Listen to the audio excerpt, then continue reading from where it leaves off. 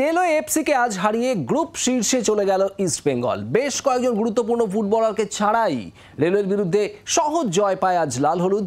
পুরো দলকে আরও উপরে দেখতে চান কোচ বিনো জর্জ।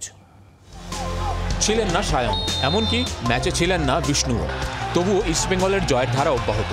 রেলওয়েকে হারিয়ে লিগ টেবিলের শীর্ষে উঠে আত্মবিশ্বাসী ইমামি ইস্টবেঙ্গল কোচ বিনো জর্জ। বলছেন পুরো দলকে নিয়েই আরও ওপরের দিকে এগিয়ে যেতে চান তিনি। Yeah, so I appreciate my boys. They know the importance of the Calcutta League. Each match we are planning like that. So today they did well.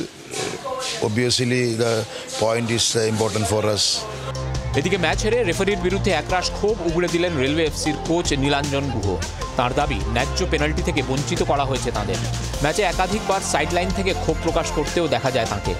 আপনারা যদি দেখেন যে ওদের গোলটা যেভাবে হয়েছে একটা মাইনাস করতে গিয়ে সেই বলটা গোলে চলে গেছে। তো আমাদের এই বলটাও মিঠুনের যে ক্রসিংটা সেটা হয়তো গোলে যাচ্ছিল, গোলও যেতে পারতো। তো সেই বলটা একটা গোল বাউন্সার এরমভাবে হাত স্ট্রেচ করে, আমাদের লতে বলা হয়েছে যে হাত যদি ন্যাচারাল ইয়েতে থাকে তাহলে ও পুরো হাত স্ট্রেচ করে সেই বলটা আটকালো, সেটা রেফারি ওভারলুক করে গেল। রেফারিং নিয়ে ক্ষোভ থাকলেও ম্যাচ কমিশনারের কাছে অভিযোগ জানাবেন না বলে জানিয়েছেন রেলওয়ে কোচ। ক্যামেরায় নবীন এবং সৌমেনের সঙ্গে দেবাঞ্জন এবং অর্কদীপ্তর রিপোর্ট, জি 24 ঘন্টা। বাংলার আওয়াজ, বাঙালির আবেগ, জি 24 ঘন্টা।